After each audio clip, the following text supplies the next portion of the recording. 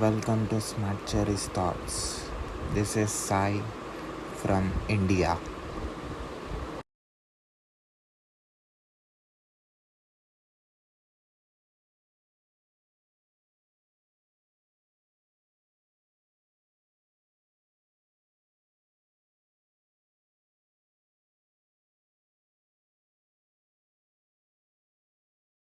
Hi, Sai. How are you?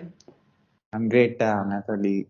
Thank you for accepting my invitation and accepting to be on my show. Of course. No, thank you for inviting me. I'm very excited. So I've gone through your profile. I can see you are doing a lot of work. So I thought to tell about your work to my audience. Okay, so I do a few of things, right? Like I always say to people, I literally come from a very diverse background, and throughout the years and all the industries that I've been, I carry part of all the industries I have worked with, because I feel like every single industry it really has something to it really has something of value for another industry. But what do I mean by that? So again, as you mentioned, my name is Natalie Cano. I'm a cybersecurity engineer. I have a background in social work because I've been doing social work for about 12 years now. I have a non-profit organization called Grace in Action, which is it's actually in New Jersey here in the United States. And part of what I do, I'm the founder of Grace in Action. It's pretty much my baby. And we have multiple programs. But more than the programs, as I was talking to you when you were messaging me, I'm very passionate about helping people. Again, this is why I started in social work so many years ago. But our focus is to help individuals from low income areas, especially families. So I'm very focused on assisting individuals with, so right now, one of the programs is the basic needs program, which we provide diapers, we provide formula, we provide strollers, pretty much absolutely anything that a family might need. And over here, many of the families that I have, I used to be their personal family support worker. So again, one of the questions that you asked me when we were chatting is how did you start it? Like how does someone get into these? So it's actually a very funny story, if it's funny at all. It's because when I was a social worker, I was and sometimes in a worse situation than my family's was. But you just have to do what you got to do. And what I mean is, I'm a single mom myself, but back then, years ago, I come a from a very difficult life, in a sense that I didn't have the support from my family. I was a single mom, or I was a new mom at the age of 20. I wanted to go to college and I couldn't go to college. So the only jobs that I was able to find, although I couldn't go to college, I was able to take classes here and there as much as I could. Long story short, I landed a job at this very big organization, their social work, and I started working as a family support worker for a few years. But as much as I loved that, it was a very beautiful experience because I really got to really see how much you can impact someone's life by caring, because then you start learning, okay, what organizations around are helping us with, can I go to get clothes? And then I started learning all these resources. There was nothing magical about me. I just literally I've always been someone very curious. So this is pretty much how I realized when I was working as a family support worker that I really liked what I did, and that there were many resources available for anyone that wanted to help. Anyone, regardless the title, if it's a single dad or a mom or someone you want to help, there's always organizations around that allows you to help others. Now, long story short too, um, social work, or at least the job that I had, paid very little money, very, very, very little. So even though I was helping so many families, at one point I had over 30 families under my supervision, with multiple issues. I left the industry and I started just working. I began studying everything I could, especially through YouTube videos, to learn about recruiting because I heard from a friend that his wife got a job as a recruiter, and I knew his wife very well. I was like, wait, I didn't know she had like a background in recruiting. And then he explained, Natalie, it's actually fairly easy. It wasn't easy, but you require some sort of understanding of technology because I was aiming to be a technical recruiter. And even though I was not able to go to college consistently, I took various classes and I went to boot camps. I did everything I could as a single mom and in my situation to gain the skills necessary to keep advancing. So what I did again, I spent a long time studying and Googling and journaling and doing everything I could to learn about technical recruiting. Little by little, I was able to land my first job at a friend's company, working with him. And then not long after, I was able to clear four interviews at one of the most difficult place to land a job, which is Amazon. So I started working for Amazon with services as a technical recruiter. And when I was there, again, it's a whole new industry, a whole new world for me too, because the pay was much higher than my previous job. And I could really see now my life changing. But it was at that point that I started receiving phone calls from the families I used to care for as a family support worker. Pretty much my whole life was calling me back. And I genuinely didn't have the heart to say, I'm sorry, I'm no longer your family support worker, just figure it out. Because I knew that if back then, as a family support worker, because family support worker is just a title, really, you're not a licensed social worker, so you don't have the same tools and the same resources that a licensed social worker has, but you're still a social worker as per definition, as a family support worker. But that's when I realized, and I said, Natalie, if you were able to help people for the amount of years that you were working as a family support worker, imagine what you can do now, knowing that you have more resources. My income was higher. And so I started doing what I do best. I started thinking. I said, okay, how can I support these people? I mean, some of them needed very little things, so I would just go to my closet and just go through things, which it started that way. That's pretty much how Grace in Action, which is the nonprofit organization that I have, that's how it really started. It started by me going through my own closet, going through my own pantry. I have an 11-year-old daughter. Back then she was 5, I think. And she used to say, Mommy, I have all these toys. We can go and give it away. So, I started just really seeing that from my side, I was able to support them as the same way as I was supporting them back then. But then I just started just being very honest with people around me. So I had this manager at Amazon who asked me, so what is it that you do? Like, he wants to get to know me. And I share about, hey, you know what? I used to be a family support worker, and right now I am supporting these families that are coming back to me in any way I can. I'm still knocking doors on other organizations, telling them the truth. And I said, I'm no longer a support worker. I'm working as a recruiter, but it will be great if you can help me because I still have so many families that need support. They all said yes because they knew me. So they remember me and said, oh yeah, you used to work here. But I think one of the most beautiful things that two of those people, meaning the partners, said, Natalie, the reason why we want to support you is because we can see that you truly care. And that meant a lot to me. And I said, you know what? Maybe this is all I have to do. Maybe all I have to do in order for me to keep helping these individuals is to truly care. And I think in a way, obviously I'm simplifying it and I am, in a way, romanticizing it. But in a way, it really starts by that. So Grace in Action right now is an organization that not only helps families, but also we support individuals with, we have a program that's called Grace on the Street, which is to support individuals that have, that struggle with homelessness and drug addiction. So through this program, I personally run that program because it's very difficult to find people that wants to do this particular part of the program. And I go out. Well, sometimes I used to have help. Some individual used to help me in the past, but it didn't last long. So if anyone is watching this and it's in New Jersey and you want to help, please help me.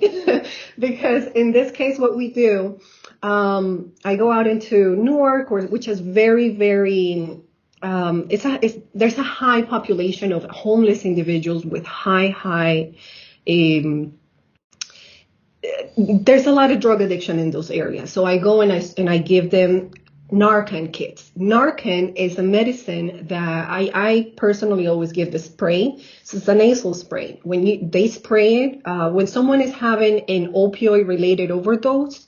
So if it's heroin or, just opioid, this medicine brings them back within 3 minutes. So if someone sees anyone having an overdose or someone passed out or someone literally is just unconscious or is having a seizure, they can put this nasal spray in one of the nostrils, and immediately the person will come back from the overdose. So it saves a lot of lives immediately. So of course I'm like, you know what? This is crazy. This is amazing. So I take hundreds of those kits and I go out into the community in where there's high concentration of individuals that use drugs. And I go out because, again, part of my background in social work, it was also working at a needle exchange program for almost 7 years. Needle exchange program, that's pretty much what they do. They support individuals that are actively using drugs with multiple services. So because of my experience and my experience working over there, I gain so much, like, my heart is really with these individuals. Like, I learned to see them for who they are. And it's because this program that I was saying, they really teach you to see people not because of what they do and the choices they make, but because they're human beings. You see, we might see them as the outcasts of society. We might see them as people that are not really, they're just homeless and drugged. So people don't see them that way, but they're much more than that. They're beautiful people. They care. They help me in so many ways. They help everybody at the center. The center has doctors. I worked as a holistic therapist for them for many years. So again, as you can see through what I'm explaining and sharing, there's a lot of things that I have been able to translate from experiences that I had in the past, and I'm bringing them into not only my work as an engineer, but also to my nonprofit organization, which now I have been doing it. We have been running this initiative started back in 2016 with my daughter, as I was explaining, and it has grown now into what it is now. So I'm very proud of that. Part of also now kind of like merging the organization into cybersecurity. So there's multiple ways that I do. I also go into the community. I'm all community based. Again, I'm always trying to translate new skills, old skills back to the community. For me, there's no such a thing as segmentation of skills.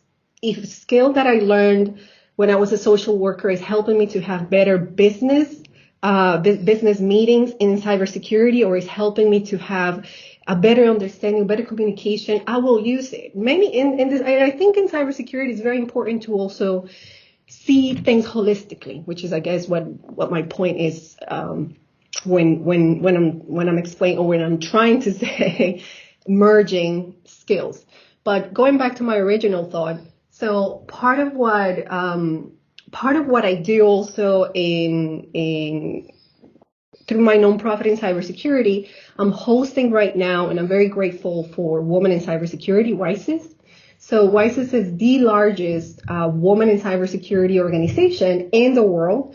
Honestly, they have hundreds of chapters all around the world. And I was reading just a post yesterday, and I wish I could remember the exact number, but the number of individuals that are part of this organization is mind blowing. So I'm very grateful and extremely honored that they invited me to be part of, to be in the chapter, which is the Women in Cybersecurity Military Branch.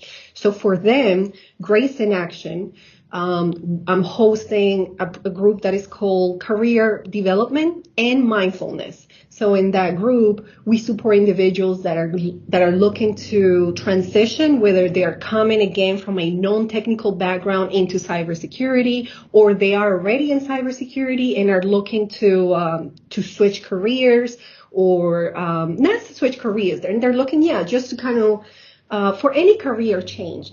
Because another thing that I did is, again, because I was a technical recruiter before, I developed when it was my time for me now to get into cybersecurity. I genuinely thought, I'm going to be very honest with you, I thought I was going to have it way easier, because I said, okay, Natalie, how difficult it can be for you to land your first job in cybersecurity if you are a recruiter and you have a whole network of some of the most recognized recruiters in the world, which is from Amazon. And I have friends that were at Google, and I said, of course, it's going to be easy. I can, because I always say your network is your best ally when it comes to, when it comes to finding jobs, or in many ways, it's a great resource to have. And I had a very significant network. Little did I know that nobody that I knew worked in InfoSec. They were all recruiters for web development, as I was, but I knew them from other companies. So I guess we never really talked about what exactly they were doing. So when it was my time to get into the industry, obviously I reached out to many people. And as much as they wanted to help, because it's not like they didn't want to help, they did. Some of them tried, but I didn't get anything. So what I did, I said, unfortunately, at the time, I thought I had more time to look for a job, but I was incorrect. There was something very impactful, something very difficult happened in my life at the time, which forced me to start looking for a job way sooner than I expected. And I put my brain to work. I said, okay, Natalie, don't freak out. Just think, how are you going to do this? Because I was applying normally. Normally is, the regular process. I'm looking for a job and I'm just sending the resume. I was not getting any traction. That wasn't working for me. It was just not. So it took me 3.5 months to develop a method that was so successful that I landed my first job after I developed the method on how to land a job fast. At the time, I didn't know I was developing I didn't know I was developing something. I was just trying to help myself. I was trying not to give in to despair. So this method, let's just call it a process. I just created this process.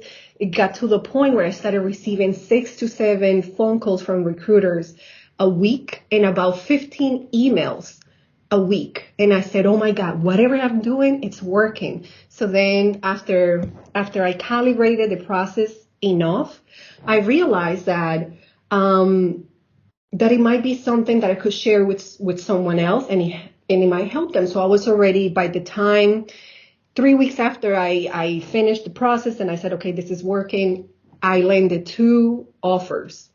Well, no, it was pretty much, I made it to 2 final interviews, and I accepted the first offer. And I was very impressed with the whole process and the feedback. So this is the method that I am now sharing with many people for the past 2.5 years. I'm doing it through the Women in Cybersecurity Military Branch Mindfulness and Career Development Group. So it has been my entire process, my entire career, how I got here into cybersecurity has been a beautiful journey. But it has been also, I will say, very intentional, because everything that I have learned in other industries and really is really coming into fruition, showing, again, the work through my nonprofit. And now I'm super grateful that this method that I created for myself is helping so many people. And I had no idea that was a process until I shared it. I started sharing it with others, and it worked for them too. So this is why now It's becoming more of like, okay, you know what? Let's just put this into classes and people. So I also, again, because I have a background in mindfulness and holistic practices. Also in Ayurveda, I worked with two Ayurvedic doctors for a few years. So I learned just very basic, beautiful things of Ayurveda, which I'm being able to share whatever it is that I was taught. I will never say you're an Ayurvedic doc. Never. Oh my God, I respect this beautiful science so much. And I actually dislike when people claim. I'm like, come on, it takes so many years, and I respect this by no means, but it's also something that I share a lot during the class. So I try to bring mindfulness and career development hand to hand. Everything that I do in that class is really this balance between being very career focused, being very relevant with what we're doing, sharing techniques that I learned as a recruiter, while at the same time bringing mindfulness in many areas of our lives. So in Grace in Action, it shows the emotional side of yours, and in doing cybersecurity work, it shows the logical thinking of yours. So how you are able to have both, and how you're Oh my balancing God. it? I think that's a brilliant question, Say. And I'm grateful you asked because I don't know if I'm going to be able to actually explain it exactly because I genuinely think it's just a mix that I have as a person. I'm extremely logical. If you come to me or anyone comes to me, again, because as a family support worker, you are constantly working with people that the only reason you're there is to be able to provide solutions. So you have to be, in my opinion, someone needs to be very logical, very, very grounded, because you're coming into someone's life, and your goal as a family support worker or as a social worker is to get you have to go through the chaos of people's mind, and mostly it's a mental barrier is what I really started realizing. Yes, they are huge individual. I mean, there was a myriad of chaos in people's life, but when I started really kind of like in a way, I always go back to dissecting. And when we have complex ideas in front of us, and you're a software developer, so you know this, right? When we have a big, for example, very complex set of code in front of us, the most logical thing is to start extracting little chunks of it so we can start working. And the same thing is in this domain. And when we have a very big problem in front of us, we need to start simplifying it in any way we can. So we have to start somewhere, because sometimes there is no beginning. So where do you start? When you come into a family, someone's life as a support system in a way, you have to sit down. And I always started with an assessment of who they are, what kind of traumas they went through, and what are the physical needs. Do they have enough food? Do they have enough? Is the house warm enough for the babies? Like, is it clean? And then you start going into deeper issues with them, right? Like the trauma they carry, so many problems that they have because of lack of support, and just so in that sense, I spent so many years always with what can I do in a practical way to support this family. And it's a very difficult thing, because imagine you are working with one friend and you're really kind of trying to help this one friend, and you're like, oh my God, he's really going through something very difficult. I don't know what to do. Now imagine you have 60, 70, 100 of those friends that is coming just to you to say, hey, I need you to please help me. And that is your job. Your job is to try to find practical solutions to very important problems that leads to people getting sick, people getting abused physically, mentally, and sexually. So, the problems are very impactful. They're real. So I think that really, I developed a very practical mindset, working with people. People also taught me many things that I translate into business, right? Because when you actually can walk into someone's house and you started realizing that you actually can help. You're just not there to make more space. You actually can help. Then when you sit down in front of business leaders, or you sit down in front of managers, or even hiring managers to get a job, you don't shy away from any problem that comes up, because that's all you've been doing for the past 13 years is facing issues. So when I bring now into cybersecurity, I bring the same, I guess in a way, the same sentiment, or not even the sentiment, the same mentality, and it's, I'm here to help. So what is it that I need to solve? And I think my biggest struggle in cybersecurity, at least at the beginning, is, oh my God, I want to help, but I don't know how, because I need a specific skill. So what is the most logical thing to do? Go and train on that skills while you start trying to, again, try to provide some value to the company. So the balance between being logical and being emotional, I think is extremely important, because at the same time in cybersecurity, it's people, technology, and processes.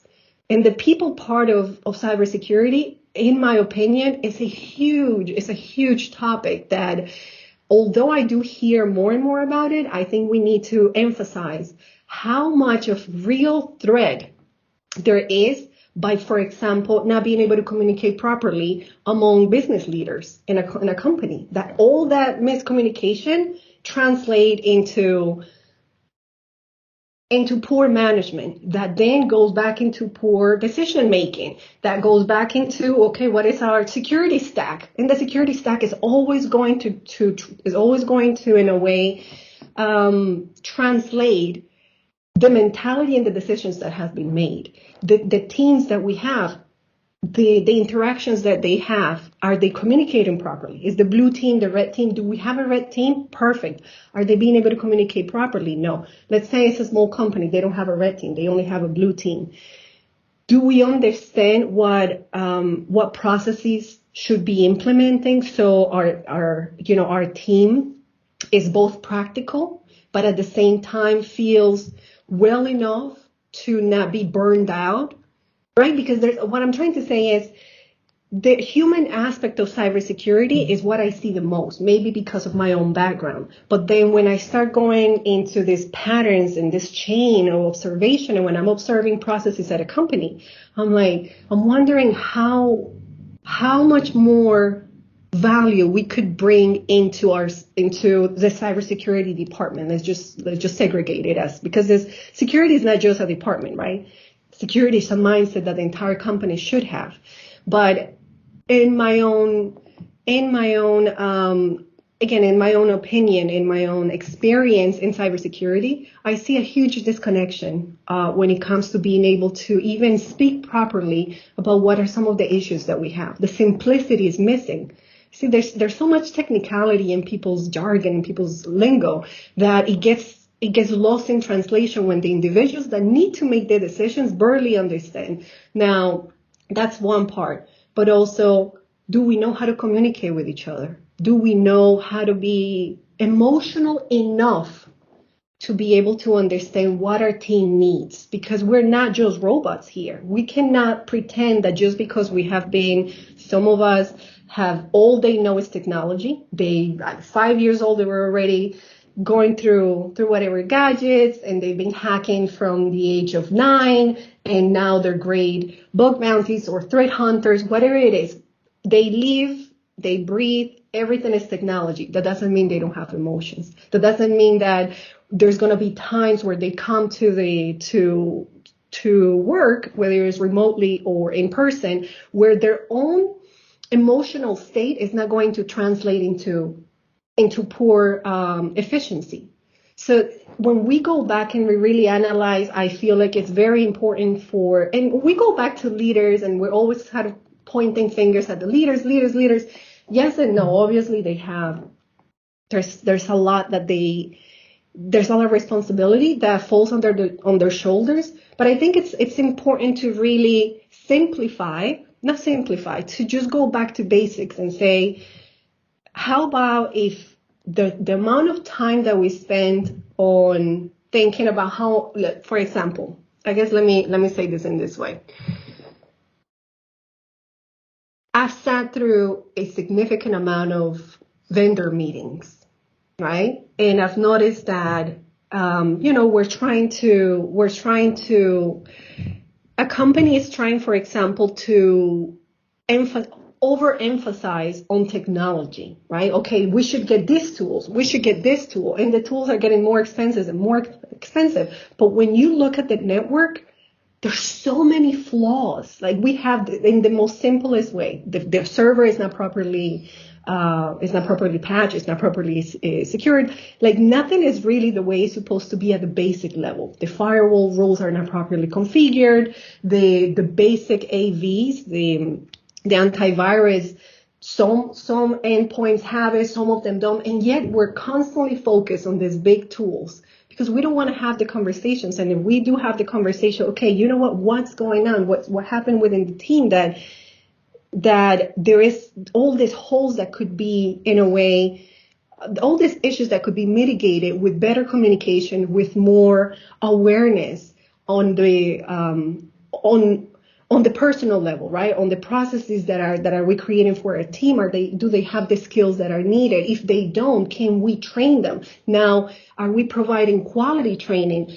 Do we have mental health days? Are we allowing these individuals to even breathe, or are they just coming over here burned out every single day, which is creating more and more issues? Which no wonder they're not patching everything, because we keep moving them. And it's also difficult not to expect a company to move 5,000 miles an hour. But if we don't go back and start looking at where really the issues are coming from, and we might not really see exactly where the issues are coming from.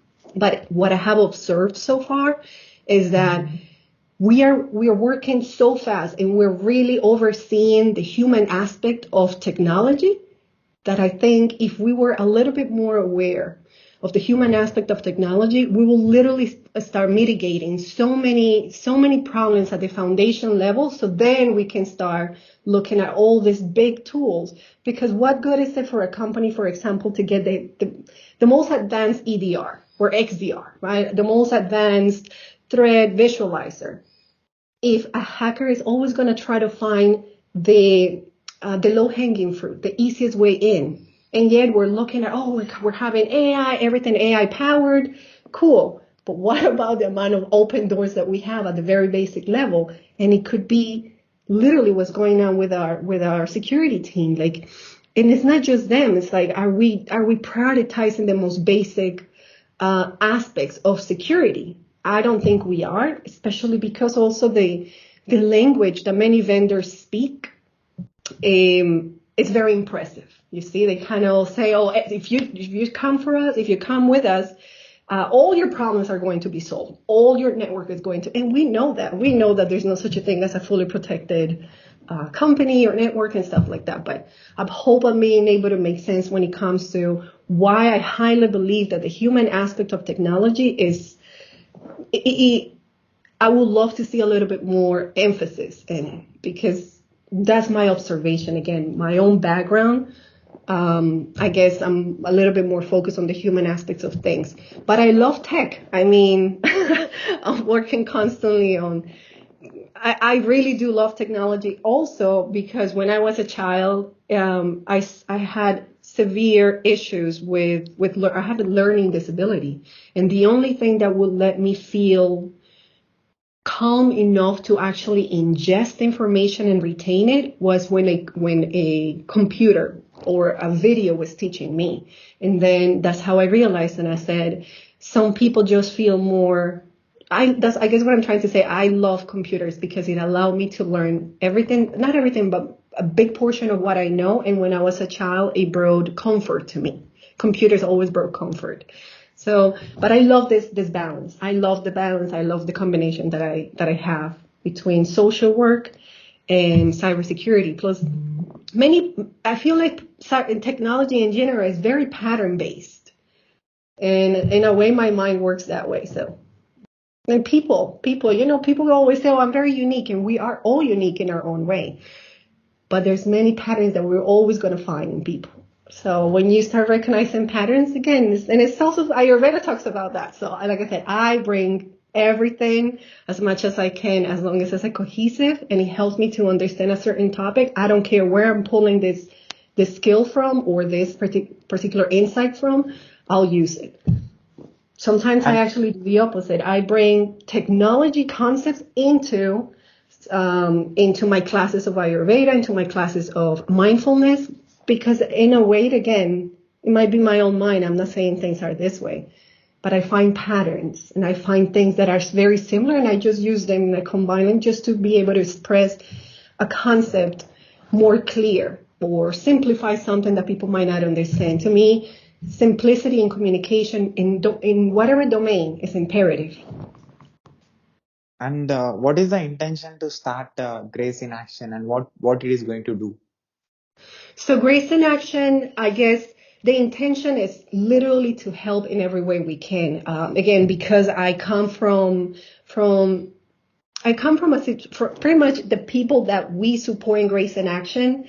I was the same person. I was the same family, and I wish I had the support of, and I guess I could have had the support that Grace in Action gives to other families. I would have loved to have been supported by an organization that way.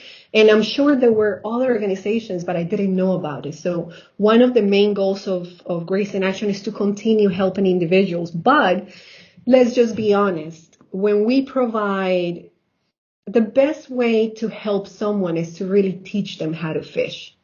Because before that, then we're just kind of, yes, we're helping them, but we're not really changing lives, right? Like, for example, if someone is hungry and I gave them food, obviously it's such a kind thing to do. And I highly suggest people, please keep doing anything that you can to help others, whether it's through food, through support, even people like, I don't know, like emotional support or clothes. But the main goal and the biggest impact that I see for GIA, I call GIA Grace in Action. So for GIA, is to be able to skilled individuals that come from low-income communities. I am not focused on a particular background of individuals. For example, I'm Hispanic myself. That doesn't mean I'm focused only on Hispanics. If someone needs help, we provide the help. But the biggest thing that I see for us and what I really would like us to, we're moving towards it with all the projects and everything that we're working on. So our biggest thing is to be able to skill individuals, meaning provide high value skills to individuals that cannot go to school, that cannot attend a 4-year college. So Grace in Action's long-term goal is to be able to provide training on software development, on cybersecurity, and related technologies in an accelerated way, but our focus is local. There's a lot of boot camps. There's a lot, and I love boot camps. Honestly, it's due to my circumstances. I would have loved to be able to go to the university because I love learning. I really do love learning. It's just, I don't know. I love it, but I was not able to. As much as I tried, I was back then, I was only able to make it to 2 years into college. I was not able to finish the 4 years for my bachelor's. So when I started learning about boot camps, I said, wait, there's other ways to gain skills. I couldn't believe it, honestly. And for me, it was a no-brainer. I did a research for like 8 months. Then I joined my first boot camp. It was very, very, very, very low quality boot camp. I wouldn't say it was a good boot camp. I didn't have any labs. It didn't have like nothing. It was just, in a way, lectures.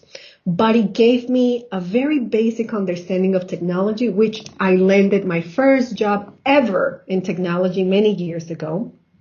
And then from there, years later, I saved up enough money to go to a good boot camp. Because again, even like that, I didn't have childcare for my daughter. There was I had so much opposition for me to be able to go to school, to a university. So Grace in Action, through my own experience, I think bootcamp is an amazing way for someone in a very difficult situation.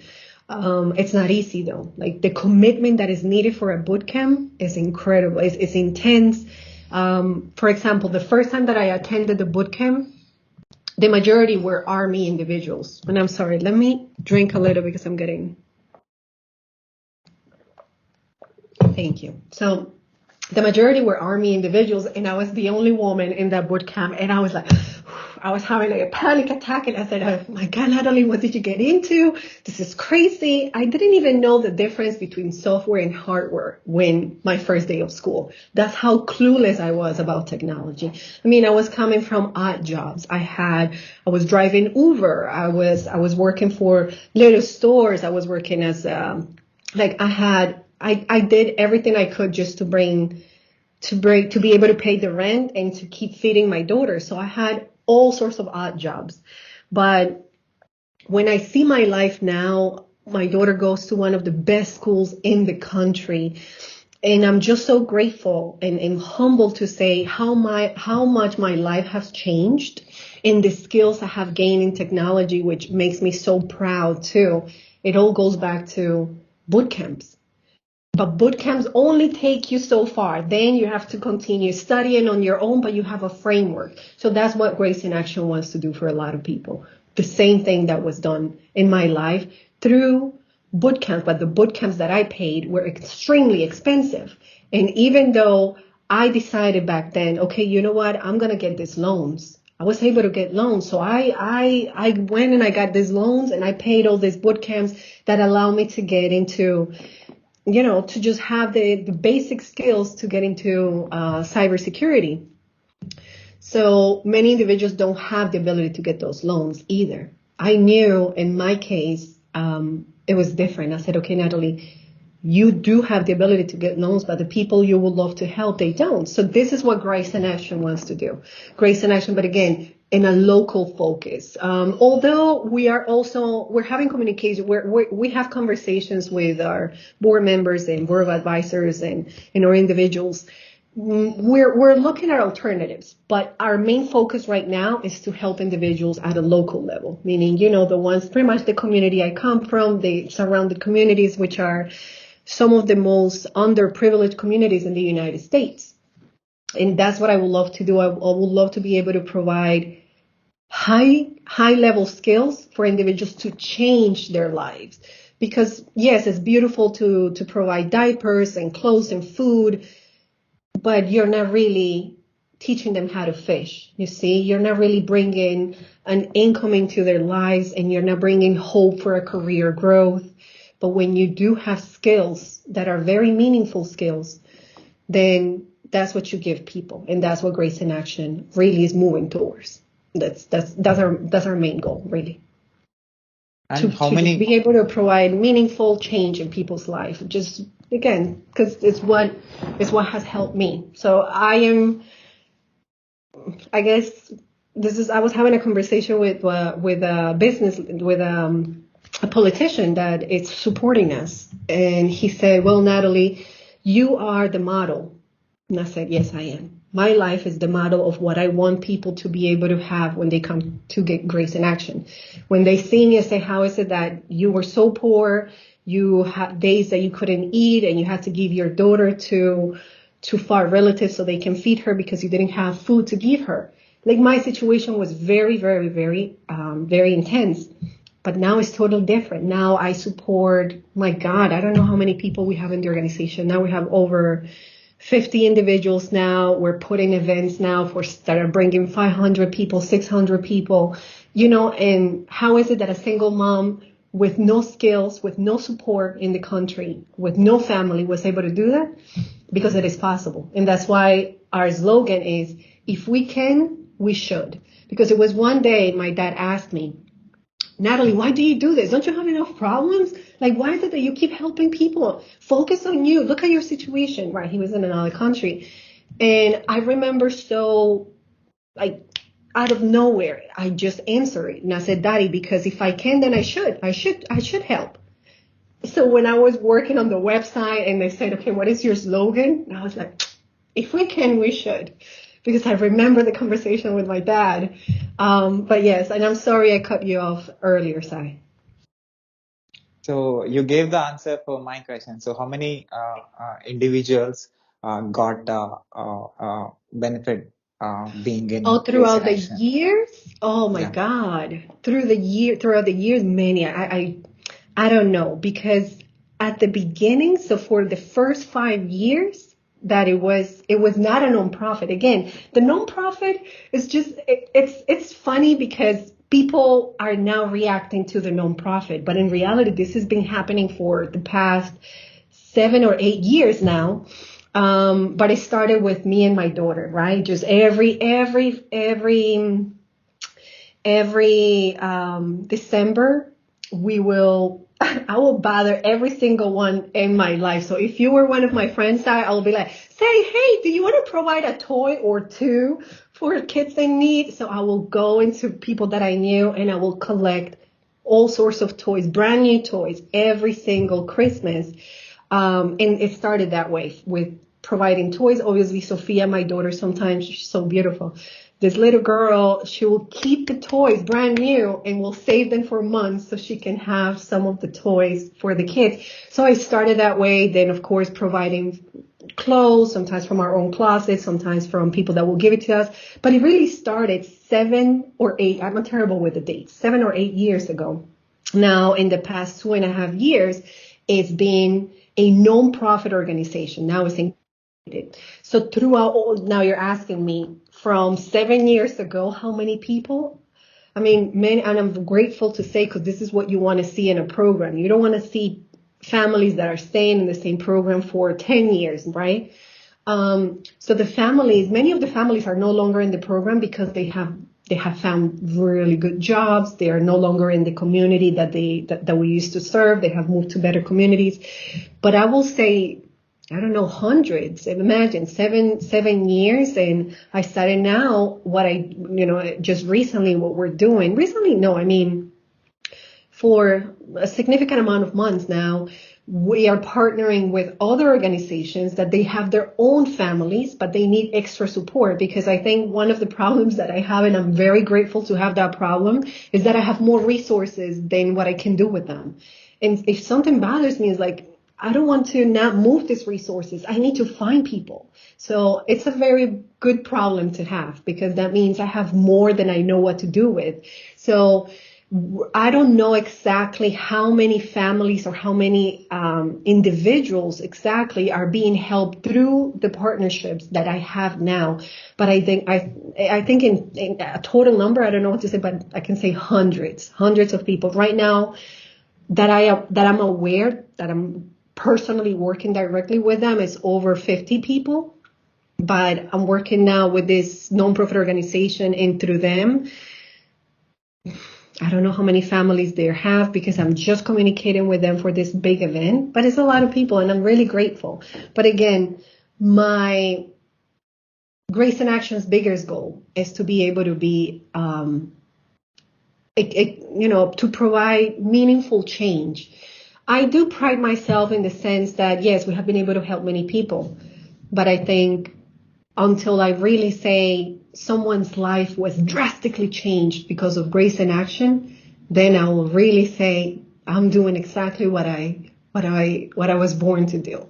Because when I look at my own life, I sometimes think about how, when I see the families, I always remind myself of the feelings I used to have back then, right? And say, man, I know how it feels to cry at night because you don't know if you're going to be able to pay the rent next week. I know what it feels to feel, why is my life this way? Why I don't have the opportunities that other people have? Why, to feel despair, to feel hopeless. And that's a horrible thing to feel.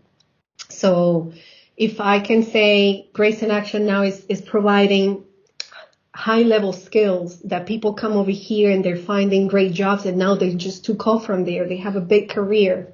That's what I want to be able to say. And I'm very proud and super extremely grateful that beautiful individuals with great skills, great backgrounds are coming and joining forces with us and say, Natalie, let's make it happen. So I've been having meetings.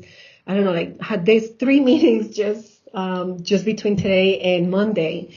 And one of them was a three-hour meeting, just coordinating curriculums and all this stuff. So it's a very beautiful thing. Another thing that I started doing this year is I'm going to schools in low-income areas, because I have been asked, hey, can you come to this school? And then I look at the school, I'm like, you guys all have a lot of money. I'm not going to that school. I'm going to low-income schools to talk to kids about cybersecurity, to explain how cool the industry is, what can they do to be more secure when they are surfing the web. But at the same time, I always sneak it in there. Consider this field. If you like technology, obviously, I always talk about both, to be honest. Software development. And although I don't have no background in software development, maybe the example I gave earlier gave it away. It's like, what? But what I'm saying is, I always try to, because people have the wrong idea, especially, and I'm sorry about these, but tech people have sometimes the really wrong idea that the majority of people know about technology. At least here in the United States, I don't know about other countries, but when I go to these high schools, is then I realize, oh my God, these kids are about to graduate, and none of them were able to give me a concise or a simple answer about, can you tell me something about cybersecurity? And they're like, oh, I heard of it, but I'm not sure what it is. The majority of them. Now, when you go to schools that have more budget, they all know what cybersecurity is. So I don't focus on those. I go where the need is. So I think this also, I'm very excited about these, being able to talk to people and explain many aspects of cybersecurity, both on how to stay safe. Another thing that I'm doing is I'm focusing, because I'm trying to identify. I sometimes sit down and say, Natalie, I try to put my mind where the need is, both in my career and inside in social work. So through social work combined with cybersecurity. And I highly, highly encourage anyone watching this that is from cybersecurity, please try to do the same. There's many, many people. You don't have to do the same thing as me. But for example, right now, scams. Everybody's being attacked through scams, and everybody's receiving, I don't know how many phone calls and text messages and emails. But are we thinking about the older demographic? Are we thinking about the grandparents, the great grandparents, the people that are, that they don't know much about technology, and they're still receiving those messages. They're still receiving those phone calls. So I started going into communities, asking libraries, hey, I want to put a workshop for the elderly demographic, for older individuals. One, to teach them how to use their phone better, because many of them don't know how to use the basics of phones. And second, I want to tell them, hey, I want you to be aware when you receive a text message of these, this might be, what are some of the signs of a scam? Because right now, just recently, I've heard so many people, there's a scam going around that's really horrible about a little girl, or if you have a son or if you have a daughter. For me, it happened. I got this call and someone pretending to be my daughter. Supposedly she's in an accident and she's crying and she needs, again, it's always the same signs, right? Urgency, threat. So I said, what about the people that are not aware of these things and fall for it? I fell for a scam like 15 years ago, and I actually left a job because of a scam. So I'm doing that too. I said, okay, those are needs. Are we identifying needs? There's so many of us want to do good for others, but there's so many ways to do it in technology. There's so many ways within your own domain. You don't have to go and be a social worker. So I started just asking libraries, can I put a workshop? She was so excited. This lady, she's been emailing me, okay, when are we going to do the second workshop? Because this is amazing. People really can benefit from it. So I have now 2 nonprofit organizations asking me the same thing. Can you put up a workshop here for us for the elderly demographics? And I'm also going to nonprofit organizations and teaching them how they can leverage ChatGPT for grant writing, how they can leverage ChatGPT for many things that they can do. There are so many ways to help others in technology that we just need to sit down and analyze, okay, what is it that we're not thinking about? And the same thing translate in a cybersecurity company or any company trying to be more secure. Are we taking the time to really think, where are the aspects, where is it that we're not really focusing that we should be a little bit more mindful of? Like, you see, it's all about being aware, having the time to really say to ourselves, where where can my skills be better utilized in any capacity that you want to help at your work, in your community. I guess that's really what I try to do all the time. With I put my mind to work, my brain to work, and say, what can I do to help? But that is meaningful, because I don't have time to do things that are not meaningful. I genuinely am very, very busy. So when I put my time onto something, for me, at least for me, it has to feel meaningful.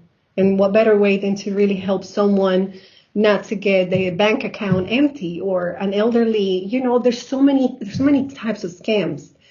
And there's so many things that we can be teaching at schools, that we could be teaching at libraries. And it's not that difficult. You just walking into a library and you ask, can I put a workshop? They're going to say, okay, you can just say, you don't have to say you're part of a nonprofit. You say, I'm a cybersecurity engineer, or I'm a software developer that I want to give back.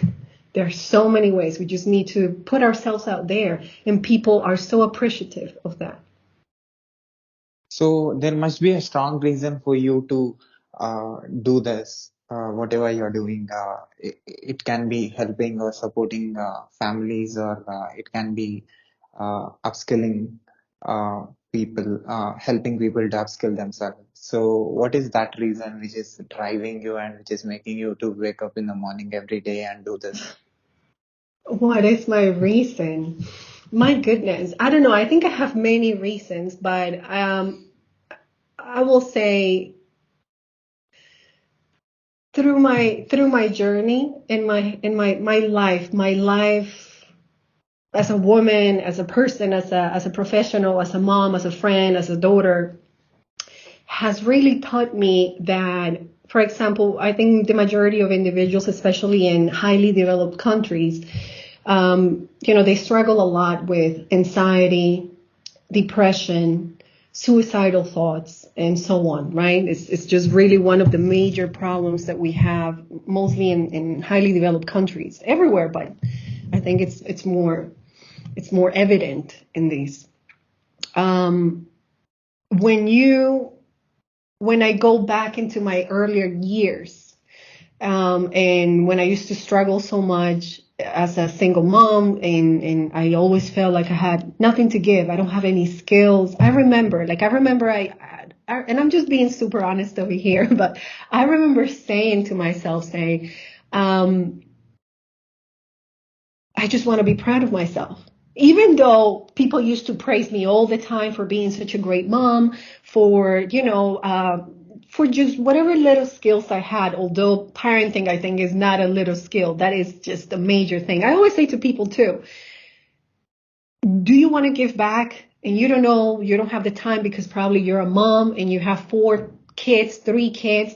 Then the best way we can give back also to not our society, but to the world, is to just raise really great kids. So that's another way to give back, just to be fully focused.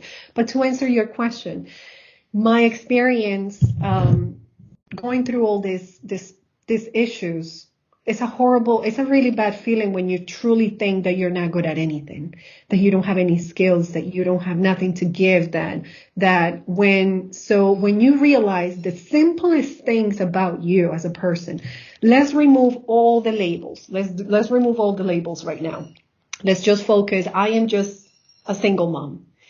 What can a single mom with no background almost on anything can give others?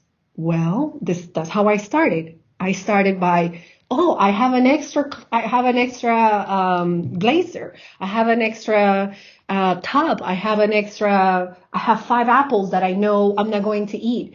Who can benefit from it? So the feeling that you get, I always say to people, I do this because I'm a selfish person. I love the feeling that I get when I help others. But the feeling, it started really cementing in me, or just being reinforced in me, when I realized that the littlest action towards kindness was reaping so much. It was giving me such great, it was really helping my mental health.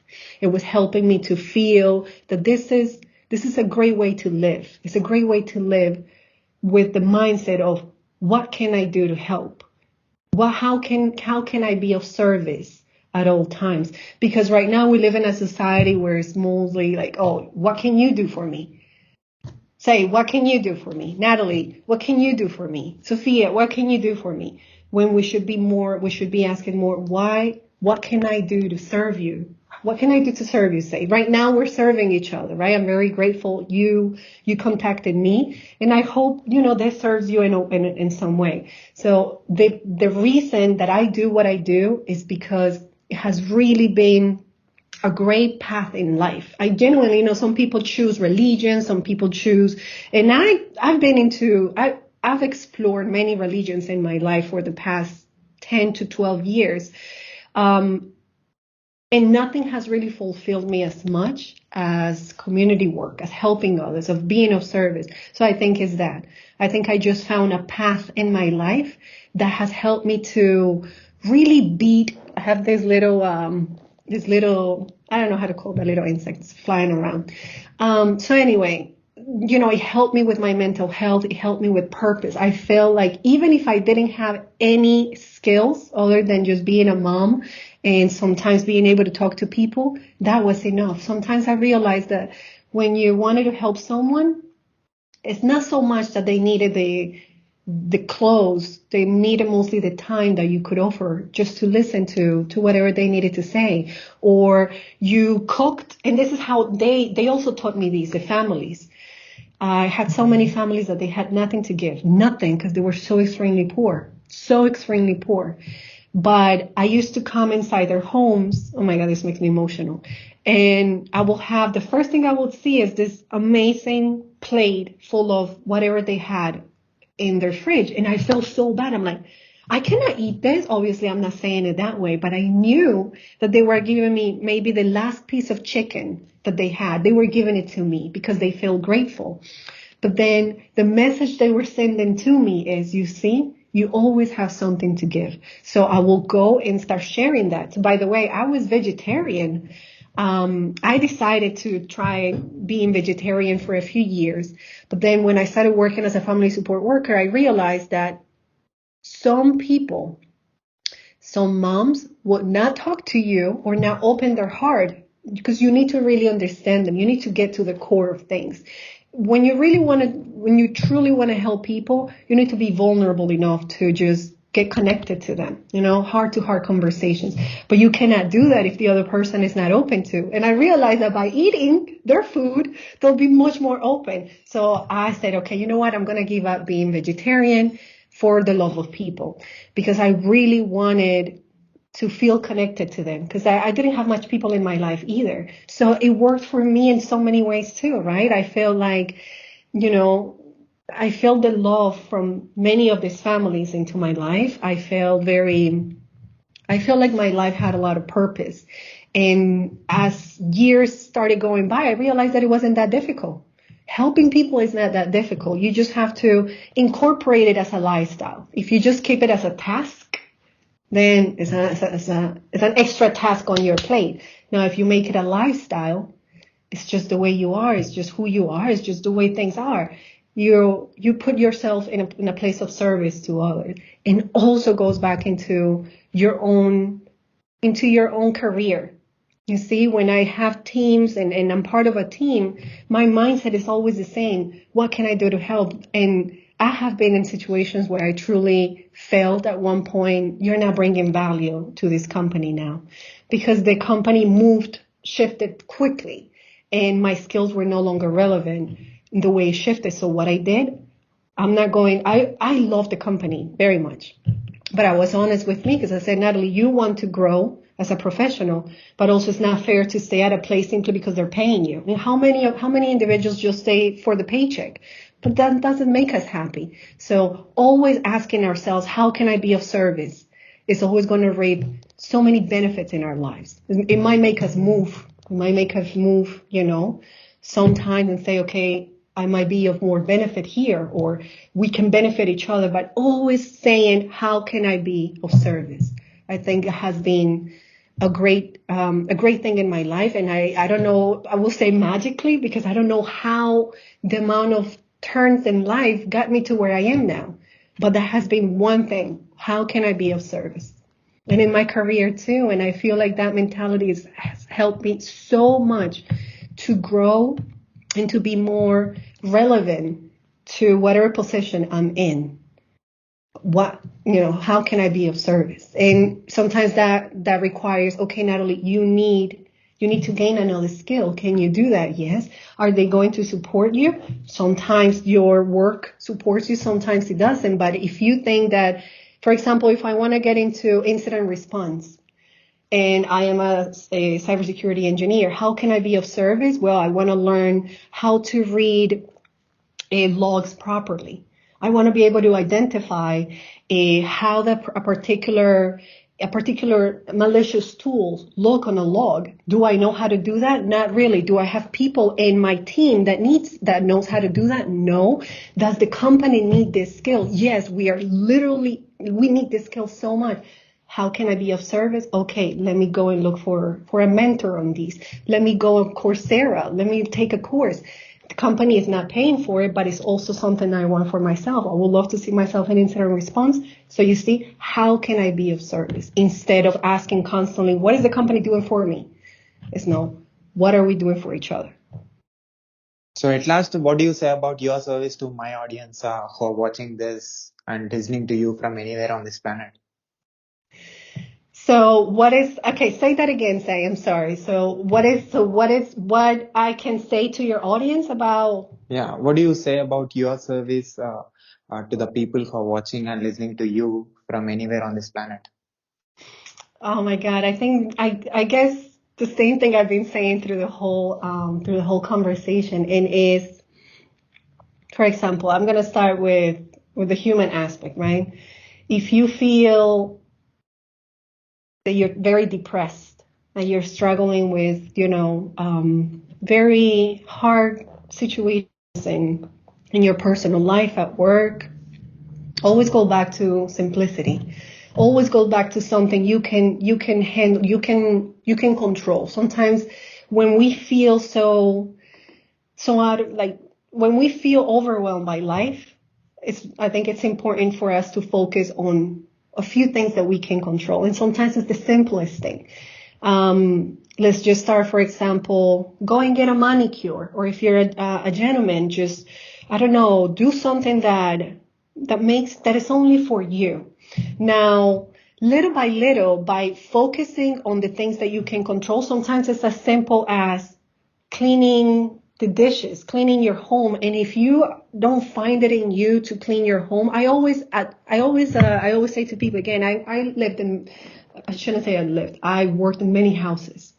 And one thing that I noticed is when I would help a family to clean their home, or I will have some sort of support to have someone clean their house, the environment in the house changes too. So something that you can control is start by that. So sometimes it's just paying for someone to clean your environment around, because your environment is also what you're looking at, and it translates into even more overwhelm. It goes back to also Ayurveda teaches this too, right? It's also the environments, but that's one thing.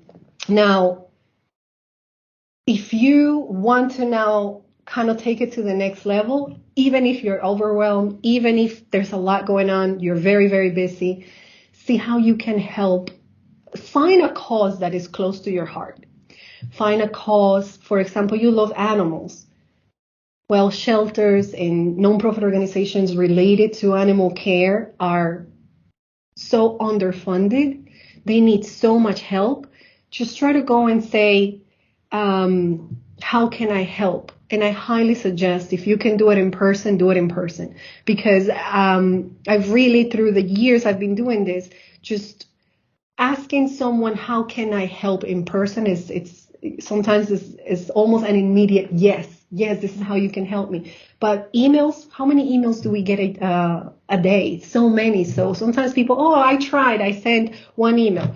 I sent, for the first time that I started asking a nonprofit organization if they needed some help, oh my God, I think I sent that day 20 to 30 emails to different companies, different organizations, because I wanted to be a volunteer. And that's how I got to be a volunteer at the Needle Exchange program. But anyway, to just kind of make this simpler, Ask yourself, what is it that you would like to help? In which capacity you would like to help, and go and do it. Sometimes you like kids. Maybe in some countries there's orphanages. You want to read to kids, or in technology. If you have a background in technology yourself, go to the schools, try to find schools that are low income and try to teach the kids. Because the beautiful thing about cybersecurity in specific also is that you don't need a degree to get in. So many of these kids, I don't know the situation in many countries, right? I have sometimes people from Kenya, people from Iran contacting me. Can you help me with my resume? That's another way that we can do it, right? We can help them. And I always say, okay, I need you to do your homework and tell me like, what are some of the things that are relevant in your country, and let's work on your resume. Or in your own country, just go to organizations, non-profit organizations, if you know IT. Hey, can I help you? Maybe let me look at your firewall. Let me look at your I don't know, your hotspots, whatever it is that you can do. And I promise that is a beautiful way to help your mental health. And you can bring that knowledge or that notion of what can I do? How can I be of service into your work, into your own life? And you start prioritizing your self care. How can I be of service to me today? And I think that's what I want to say. I really want to invite anyone to put yourself out there a little bit more, because it really helps us also to make friends, to meet people, to bring new experiences into our life once a month. You know, sometimes we have a lot of things going on. You can just go once a month to a center or to the library to have a workshop on investing or software development at a very basic level for underprivileged kids, or the basics of cybersecurity, or how to spot a scam, things like that. There's so many ways to help, but the most difficult part is to do it, to just bring yourself to do it. Once you do it, you realize how beautiful it felt and how much you enjoy doing it. And many times it keeps calling you back. It happens to many people. So that's what I would like to say. So, as a person who understand the human side, and also the person who understands the technology aspect, what is your observation about my work? About your work, I think Yeah. you're a mediator. I think you're a mediator of greatness. You see, for me, people that put themselves in the middle, because you guys have to be, very neutral. Just try to bring, I will say, the best of each out of each interview, and then deliver it to the audience. I mean, this is what we need. And I love the fact, say, that you allowed individuals, because I think I posted it this morning. I actually declined a podcast request because I wanted the podcast to be, and it's not like I want to control the podcast, obviously, but I asked, because they say, Natalie, just the same, right? Natalie, you can give us suggestions. And all I said is, I would like to be focused on the different aspects of technology that I bring to the table. At the same time, my background, pretty much what we're doing here. And no, they wanted to focus only on purple teaming, and said, no, we really want to emphasize a the purple team aspects. And to me, imagine if I only give a purple team talk, if I can share much more on from the skills that I have learned. So your approach, in my opinion, is beautiful, because you're not boxing people. You're not simply saying Natalie is simply purple teaming and that's it. That's all I want to show. No, it says, who is Natalie, right? What is Grace in Action? How is Grace in Action helping others? So I think it's a beautiful thing what you do, and I hope you continue doing what you're doing. I hope your audience grows, because I think you have a very natural way to see people. And I think we need to see people as people, because we are not our careers. We're, at the end of the day, we are people. And it's important to see the humanity in us. And I'm very grateful that you allow me to do that today. So, your feedback is extremely valuable for me. I'll save it for sure. I want you to say one more thing before ending this. I have interviewed more than 100 country people. who are into different parts of the world and who are into different professions and who are into different age groups and who are into different industries.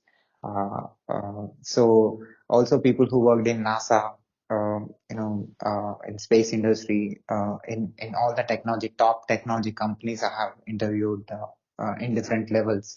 So me communicating with people globally and trying to know their experiences and trying to know how they are solving problems like you. You are helping so many people with the limited time that you have in your life, and you're a very busy person. And but still, I try to know more about you and tell to my audience about how you're making things possible.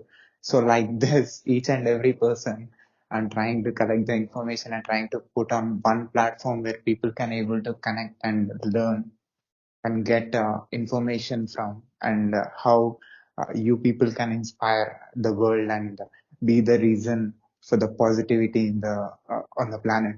So how this experience is going to helpful for me in coming days in my career or as a human being. Like I said, I did masters in software engineering, also bachelor's in computer science and engineering. Right now, I'm doing AWS Cloud DevOps engineering projects. So how this global community work that I'm doing is going to helpful for me. Oh my God. Okay. I don't know. This is funny because just last night I was thinking about this, I guess what I'm going to say, but it's funny you're asking that. I was saying to myself, and I was tempted to post it, but then I was like, "Ah, you're already posting so much today, just stop." And it's like one of the most valuable things in my life, and this is also when I talk to other people, is the ability to speak cross-cultural communication. You see, you're speaking to people from all over the world, saying, all over the world. That is a skill that I gotta say to you that it's not easy to find. And not only communication. So for example, when you have interactions like this, you see you spent an hour and a half in an interview, you're really learning about the person. Because I remember the first message that you sent me, you said, I think you focus really on people from all over the world. That's your major focus is literally learning and bringing content from people that is from different backgrounds. And you said, oh, I was in Colombia when you messaged me. So when you spend time with people the way you do, it's so incredibly valuable when you then meet people in real life and they are, for example, they're from Colombia, they're from Italy, they're from France, and you already have an idea because all of us carry our background in a way, right? Okay, the way I speak, the way I move my hands, like, okay, she's Latina, she's this. So, for me has been a great tool because through my social work, obviously I've worked with people from Egypt. I have worked with people from India, from Europe, I have Russian and Ukrainian. I have people from South America. Now, when I have had my meetings for my nonprofit, because I want to be able to talk to supporters, and these individuals are, very important individuals, and one of them is Indian, and one of them is from Italy. I already have a baseline that I can go with confidence, with some sort of confidence, and talk to them. For example, when my Indian friend talks about, I always say, oh, are you North Indian? Oh my God. And I start talking about Punjab and I start talking about all these things. For my friend from Egypt, oh, okay, she's from Cairo. Oh my God, I have a friend, so first, it really takes away the fear sometimes that people have to speak to people that they don't know, right? Like, okay, I don't know their background, but also when it comes to meetings, when it comes to closing deals, say, because you might be in tech and, but, I think you can go many places with what you're doing. But the ability that you have to speak to people from all over the world is an ability that you're going to carry all throughout your entire life. That's going to open many doors. because you're going to realize, and I'm sure you realize it now, and I'm sure there's I'm not saying you don't realize it, but based on your question, what I realized the most is how much those interactions with people from all over the world has really given me when and I guess the skills show up, I will say innately. It shows up naturally when I'm talking to people from that particular background, because I already spoken maybe once, maybe two times, but you speak constantly with many, many people.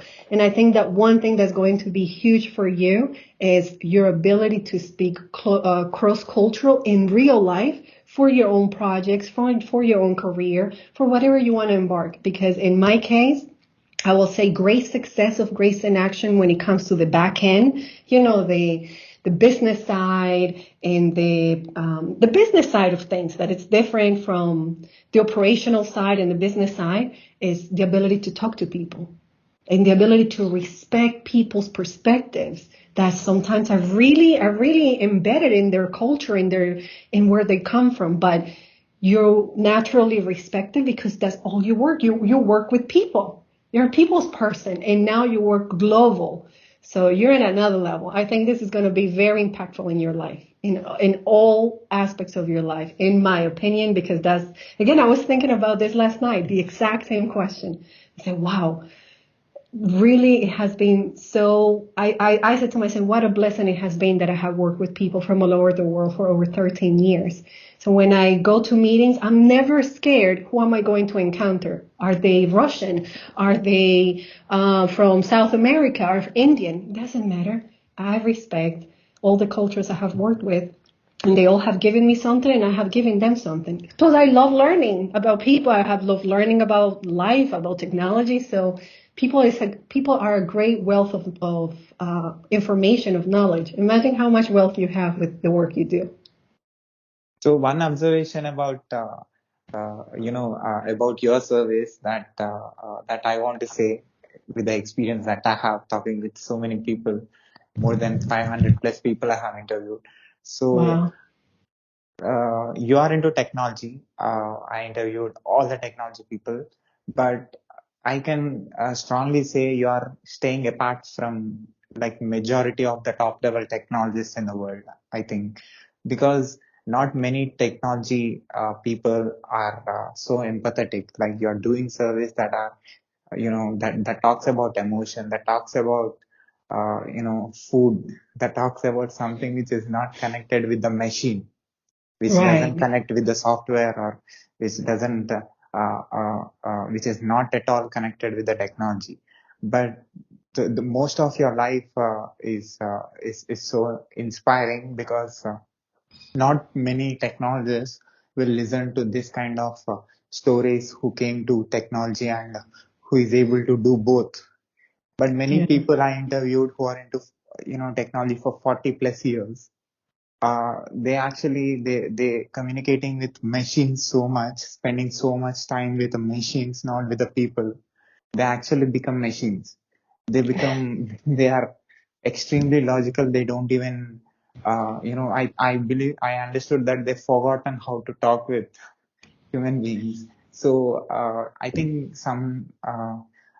something is missing in them being in technology. But this experience that you have shared, that the service that you're doing definitely will open a lot of people's eyes, also hearts, and also I hope so. makes definitely this service that you're doing, and that service that you're sharing with my people will definitely change so many people, and will impact so many people, I believe so, because it's so pure, so honest, and it is Oh, coming directly. It comes. thank you It is. so much. That's so sweet. Thank you. And I think to just add a little bit to what you're saying, I think the individuals, yes, that has spent most of their life, just focused on technology, they're still very much human, right? It's just that the only language they know how to speak, right? Imagine someone. I guess I can speak people's language the way I'm speaking it because it's been 13, almost 14 years now, just mostly focused on people. now I am coming into technology, which I always loved, mostly because of the challenges I had as a child. So the computer was like this great comfort. It didn't make me nervous. It didn't make me anxious. It didn't make me not want to learn. Every teacher made me so extremely anxious, but a computer did it. Now I can imagine how people that are very introverted, because the funny thing is I'm highly introverted. Like, I don't know how many times my neighbor has seen me because, there's just, I spent a lot of time just doing my own things. But I guess it's important, yes. And I think this is why I'm emphasizing the human aspect in cybersecurity, because I think many individuals are very much aware of that it's difficult for them to speak to people, to connect to people.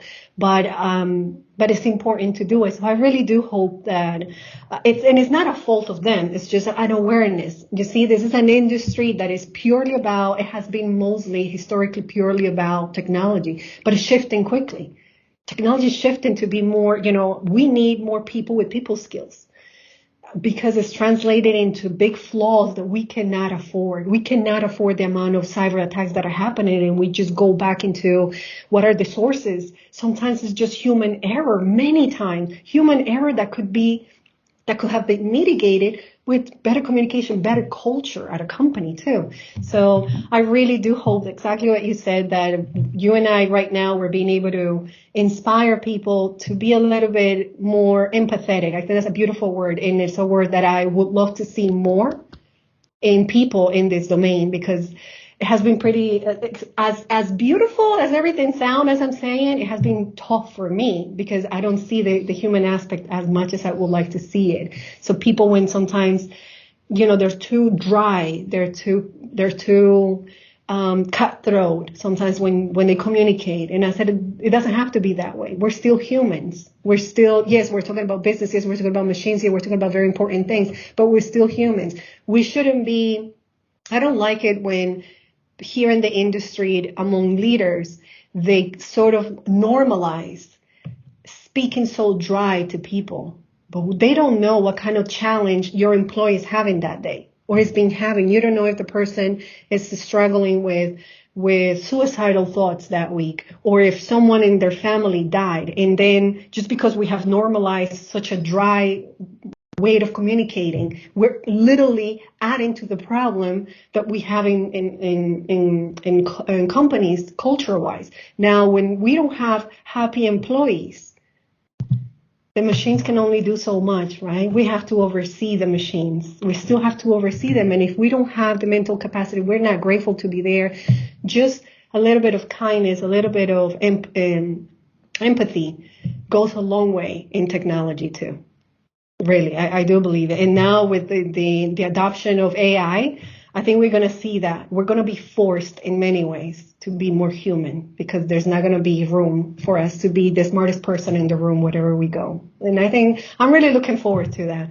Really, just kind of in a way, technology now pushing us to be what technology cannot be, and it's more empathetic, more human, and just connect from people as people. So thank you so much, Say. I mean, I don't know, whatever you said about me today is very beautiful, and I take it. I really take everything you said. Very grateful. And one last thing I want to say, No, of before course, of course. closing, I'm right? sorry if I sounded like we're ending. No, no, no. So I think you're an expert who can help in building AI products or AI services, because it's very important for a technologist who are working in AI to understand the human aspect as well. I think not many technologists that I interviewed or that I know that who are already working in AI and who are in different top level companies have this human aspect, like that happens, that people can understand only if they be with people who can understand people and who can do service to the people. I think you are if you know if you get a chance, or you I would have love that. to. Oh my God. And honestly, that's like in my wildest dream, I am very, very much involved in AI. Like when I really put myself to dream and I say, Natalie, oh my God, I love AI, and I'm not here trying to say that I know.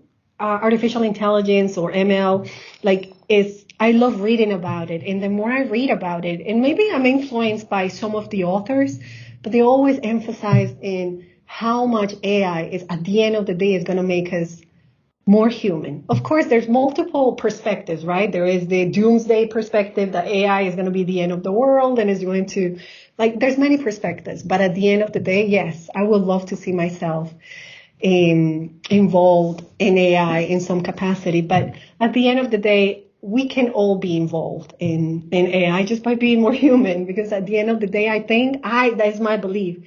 We will have no choice other than to just go back to our humanity. The way we're seeing the advancement of this amazing technology, yes, and I'm excited for that.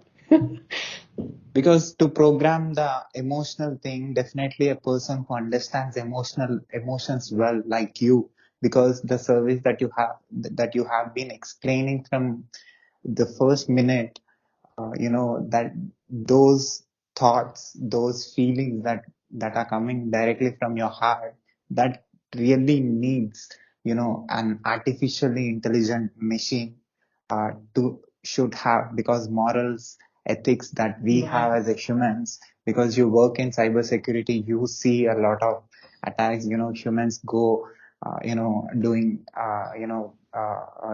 negativity and giving you the work to protecting you. You are being the Yes, protector. yes. The more damage they do, the more work we have. Yeah. So yeah, I'm But just thank you. expecting it. Yeah, it's something that I didn't think of it that way, but yeah, I think it makes a lot of sense. I'm reading a book right now, the second book of Kai-Fu Lee. It's AI. I forgot it, but anyway, it's an amazing book, and he's touching on that subject in the chapter that I'm in. So I'm excited. Exactly what you're saying. He's talking about. I'm like, oh my god, I need to finish that chapter today. So it So will come thank you. out, and I'll share that book link in the description of this video, also on my website. Your work and your social links, also your website, the service that you're doing, and the community things, the groups, everything will be on my website. People who visits my website can able to see the work that you're doing, and can see the web links, and can see what contribution you're doing to the planet in different forms and with your different ideas. Oh, thank you. Thank you. Appreciate it. So can I put this video on my YouTube channel with your permission? Yes, of course. And also, can I put this audio and video clip on my podcast, website, internet, social media, everywhere with your permission? Yes, of course. Yes, you can. Thank you, Natalie, for giving me opportunity to ask you a few questions and telling and sharing your experience and telling about your service in detail, and making my audience to know what is important in life. Oh, thank you. No, I'm very grateful for these. And yeah, I mean, you have my permission. Thank you so much for your work, because you're also doing these as a service, right? I mean, you didn't charge me. And this is a beautiful thing. So I'm very grateful for the way you think too, right? You consider that the human aspect is extremely important. And that to me, I am very grateful that I'm speaking to someone that think that way. So thank you. So thank you again. Keep going, keep doing what you love. Thank you. Okay. Bye bye. Bye. Bye.